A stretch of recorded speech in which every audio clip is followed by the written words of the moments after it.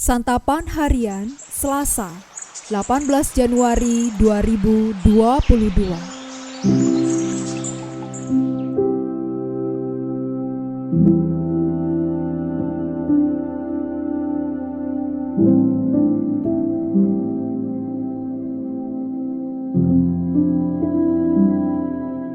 Inilah program Santapan Harian, sebuah program yang mengajak Anda menelusuri isi Alkitab, agar Anda menemukan makna firman Tuhan sesuai dengan konteksnya.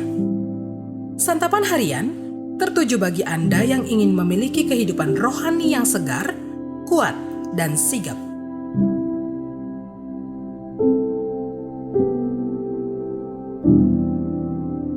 Hari ini kita akan membaca 1 Raja-Raja pasalnya yang ke-22, ayatnya yang ke-41 hingga ayatnya yang ke-54. Namun sebelumnya, mari kita berdoa. Bimbinglah kami ya Kristus untuk menggali pesan firman-Mu untuk perjalanan kehidupan kami. Di dalam Kristus, Sang Firman yang hidup, kami berdoa. Amin. 1 Raja-Raja 22 ayat 41 sampai 54. Yosafat anak Asa menjadi raja atas Yehuda dalam tahun keempat zaman Ahab, raja Israel. Yosafat berumur 35 tahun pada waktu ia menjadi raja, dan 25 tahun lamanya ia memerintah di Yerusalem. Nama ibunya ialah Azubah, anak Silhi. Ia hidup mengikuti jejak Asa, ayahnya. Ia tidak menyimpang daripadanya dan melakukan apa yang benar di mata Tuhan. Hanya bukit-bukit pengorbanan tidak dijauhkan. Orang masih mempersembahkan dan membakar korban di bukit-bukit itu. Dan Yosafat hidup dalam damai dengan Raja Israel.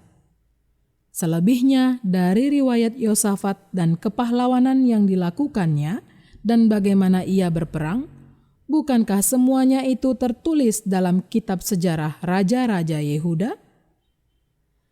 Dan sisa pelacuran bakti yang masih tinggal dalam zaman Asa, ayahnya, dihapuskannya dari negeri itu. Tidak ada raja di Edom, karena itu yang menjadi raja ialah seorang kepala daerah. Yosafat membuat kapal-kapal Tarsis untuk pergi ke Ofir mengambil emas. Tetapi kapal-kapal itu tidak jadi pergi ke sana, sebab kapal-kapal itu pecah di Ezion Geber. Pada waktu itu Ahazia, anak Ahab, berkata kepada Yosafat, "Baiklah, anak buahku pergi bersama-sama anak buahmu dengan kapal-kapal itu." Tetapi Yosafat tidak mau. Kemudian Yosafat mendapat perhentian bersama-sama dengan nenek moyangnya, dan ia dikuburkan di samping nenek moyangnya di kota Daud, bapa leluhurnya. Maka Yoram anaknya menjadi raja menggantikan dia. Ahazia, anak Ahab, menjadi raja atas Israel di Samaria dalam tahun ke-17 zaman Yosafat, raja Yehuda, dan ia memerintah atas Israel 2 tahun lamanya. Ia melakukan apa yang jahat di mata Tuhan dan hidup menurut kelakuan ayahnya dan ibunya dan Yerobeam bin Nebat, yang telah mengakibatkan orang Israel berdosa. Ia beribadah kepada Baal dan sujud menyembah kepadanya, dan dengan demikian ia menimbulkan sakit hati Tuhan Allah Israel, tepat seperti yang dilakukan ayahnya.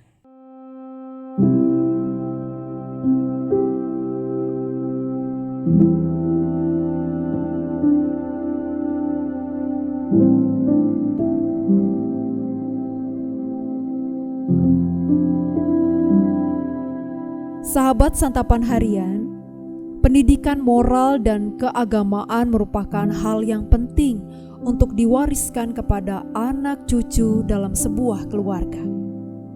Kegagalan orang tua sebagai teladan dalam keluarga dapat menjadi contoh buruk bagi masa depan seorang anak.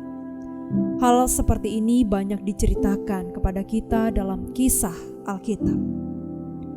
Bacaan kita hari ini menceritakan tentang kisah kehidupan Yosafat dan Ahazia, Raja Yehuda dan Raja Israel.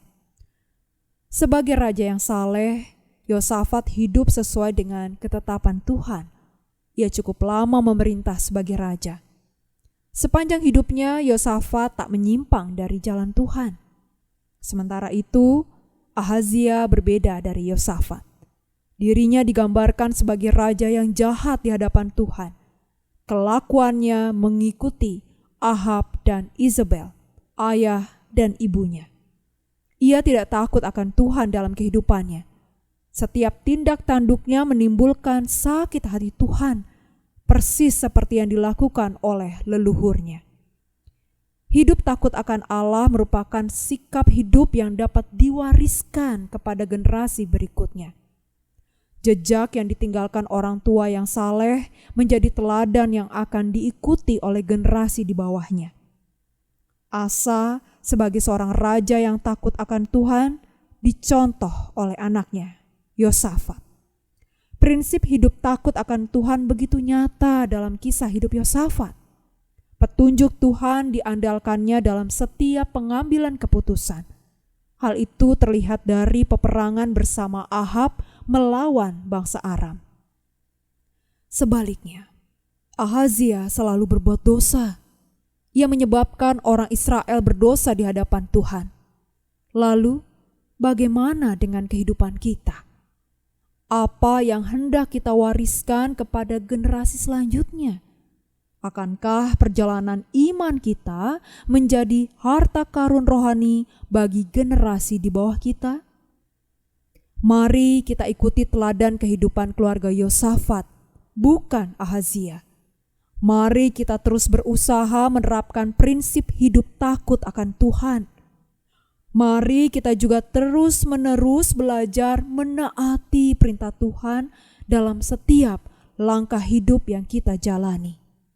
Kiranya perjuangan iman kita meninggalkan warisan yang bermanfaat bagi generasi-generasi di bawah kita selanjutnya.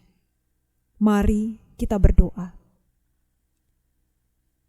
Bila kami melihat perbuatan tangan-Mu ya Tuhan, sungguh Engkaulah Tuhan yang setia. Bila kami ingat kebaikan-Mu ya Tuhan, yang tak pernah habis di sepanjang hidup kami, sungguh Engkaulah Tuhan yang penuh kasih.